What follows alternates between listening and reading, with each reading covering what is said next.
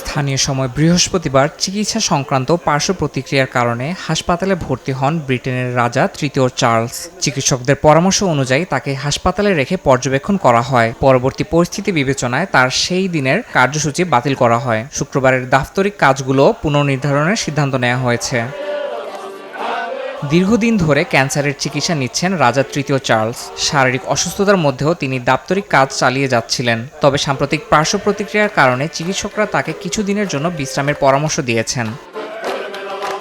চিকিৎসকদের পর্যবেক্ষণের পর রাজা তৃতীয় চার্লসকে ক্লারেন্স হাউসে ফিরিয়ে আনা হয়েছে। নতুন পরিস্থিতির পরিপ্রেক্ষিতে রাজপ্রাসাদ থেকে জানানো হয়েছে বাড়িতে থেকে তিনি চিকিৎসা চালিয়ে যাবেন এবং সাময়িকভাবে তার কার্যসূচি পরিবর্তন করা হবে।